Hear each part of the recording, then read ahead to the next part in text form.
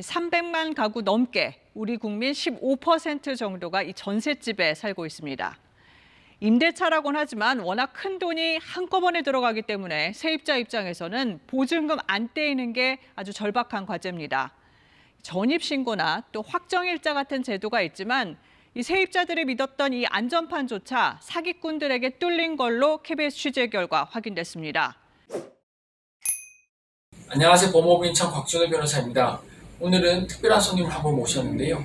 요즘에 가장 문제가 되고 있는 전세 사기 사건을 최전방에서 대처를 하고 계신 분이십니다. 주택도시보증공사 전세 피해자 지원센터 강현정 팀장님을 모셨습니다. 네, 안녕하세요. 네.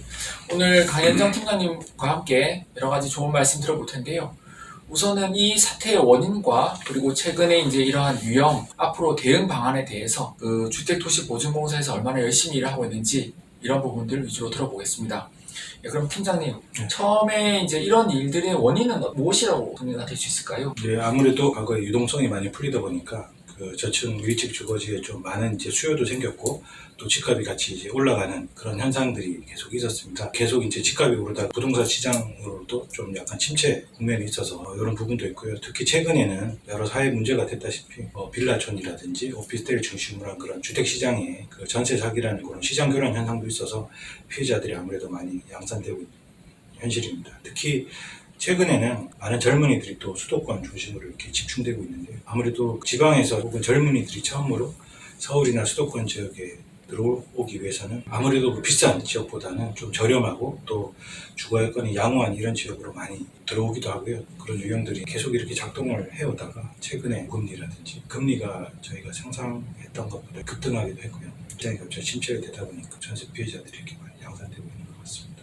그럼 정리하자면은 도심으로 몰리는 젊은 층 위주의 수요가 있는데 그 수요가 어느 정도의 기반 시설을 갖추고 있고 가격도 어느 정도 맞출 수 있고 또 그냥 수도권에 있는 직장은 출퇴근하기 좋은 곳에 몰리다 보니 이제 빌라촌 위주에서 이제 이런 일들이 생겼고 빌라 오피스텔 위주에서 생겼고 최근에 고금리로 인해서 이것이 한 번에 문제가 터졌다 이렇게 정리가 된 게 여러 가지 현상이 좀 집중돼서 오게 될 그런 계기가 된 것 같고 제가 예를 하나 들어보면 전세를 구하기 위해서 부동산에 가게 되면 차를 태우고 있는 분당구라든지 이제 문제가 되고 있는 강서구라든지 미추홀이라든지 이런 데 데려가서 여러 집을 이렇게 보여줍니다. 반지 하방도 보여주고 되게 열악한 집을 보여준 다음에 이게 경제 여건이 이 정도밖에 안 된다고 생각하면 오히려 심리적으로도 컨설팅이라고 할까요? 인가받지 않은 공인중개사들을 이용해서 무슨 사무실을 만들어놓고 심리적으로도 현혹을 하는 게 나쁜 주거 여건을 보여준 다음에 신축인 빌라나 오피스텔이 있다 하면 과도하게 좀 깔끔하고 잘 갖춰져 있는 그래도 저렴하게 또 공급을 해준다고 하는 데다가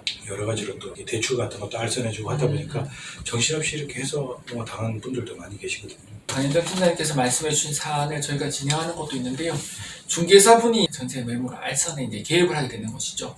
그래서 저희가 진행하던 사건에 있어서도 신축 오피스텔 또는 신축 원룸 근처에서 또는 빌라 근처에서 이제 일을 하고 있으면 브로커라는 분이 찾아와서 수익을 제시를 하고 여기에 대해서 이제 논의를 해가지고 고객을 현혹시키는 거죠. 이게 예를 들면 단독주택이라든지 예전에 빌라였던 걸 다 허물고 12채, 15채 짓는데 단독주택을 매입한 다음에 그 건설 자금을 투입해서 건설을 하면 원가가 얼마나 되는지 모르겠지만 건설을 하고 난 다음에 분양을 해야 됩니다. 원가가 만약에 12억 정도 들어서 12채를 지었다고 가정을 하면 2억에 팔아주도록 이렇게 인가받지 않은 그런 중개사라든지 이런 컨설팅들이 이제 붙어가지고 이제 작업을 치더라고요. 네, 그런 피해자들이 비교적 저렴하게 환경은 적절한 수준 이상을 원하는 이러한 고객들을 대상으로 그 주머니를 이제 터는 것이고요. 그래서 이제 그거로 인해서 현혹되신 분들이 자신도 모르는 사이에 전세 사기 사건의 피해자가 되는 것이죠. 그러니까 저희도 이제 다양한 사건을 진행하고 있는데요. 이제 강인현 팀장님께서 전세 사기의 대표적인 유형 몇 가지를 좀 예를 한번 들어봐 주시겠습니까? 네, 유형이 일단 지역별 유형이 있습니다. 지역별로 양상을 달리합니다. 인천 지역 같은 경우에는 선순위 건설 자금 뒤에 후순위로 이렇게 선순위가 있는 그런 임차 목적물에는 가급적 많이 이렇게 선호하지 않지 않습니까? 그런데도 불구하고 여러 가지 그 보호 장치를 있다고 거짓말을 한다든지 아니면 상대방이 좀 법조 지식이나 이런 권리 관계에 대해서 분석이 좀 어렵다는 걸 이용해가지고 이렇게 후순위 임차권을 넣어가지고 경제적 이렇게 재무 불이행이 일어나서 전세 사고가 집중되는 거는 인천 유형이 있겠고, 강서구 같은 경우에는 선순위이긴 하지만 상당히 이게 내재적인 가치보다 훨씬 더 비싼 이렇게 전세 가격을 책정해서 들어오는 지역마다 유형도 다양하고요. 또 아까 설명드렸던 그 전세 사기 대상 물건에 대해서 일부 특징들이 있습니다. 대상 물건을 물색하는 물색 단계, 그리고 수수료를 협상하는 단계, 혹은 직접 매입 신축하는 그런 집장사라고 그러죠. 네. 처음에 이렇게 설계하는 그런 단계가 있고요.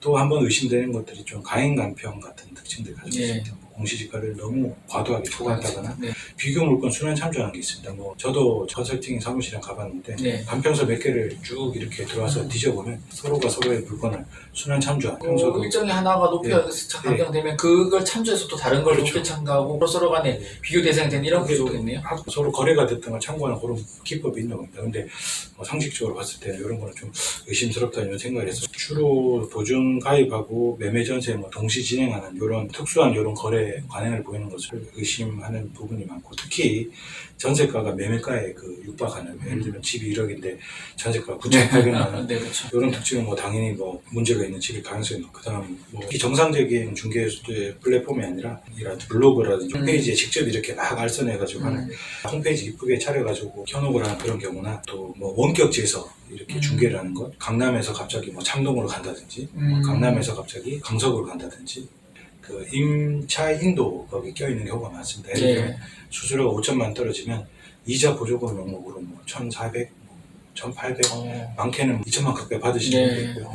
이런 수수료를 준다고 그러면 세상에 공짜가 어디 있겠습니까? 비정상적인 거래가 일어나고 있다고 생각하면 한번 의심해보는 부분도 필요한 것 같고요. 또 마지막에는 비정상적으로 거래에 연루되어 있다 보면 정상적으로 2년을 채우지 못합니다. 계속 퇴거하라고 종용하기도 하고, 다시 말씀드리면 수수료 구조로 계속 작동하고 순환하는 구조이기 때문에 2년 동안 거기 살면 여기에 작업했던 그런 컨설팅이나 이런 데는 더 이상 수수료가 안 나오니까 어떻게든 전세금을 올려야 된다, 어떤 핑계를 대서라도 또 나가게 하고, 막상 현혹이 돼서 얼마의 이자 보조금을 주겠다고 현혹을 하거나, 특히 확약 이런 걸 좀 안 믿었으면 좋겠습니다.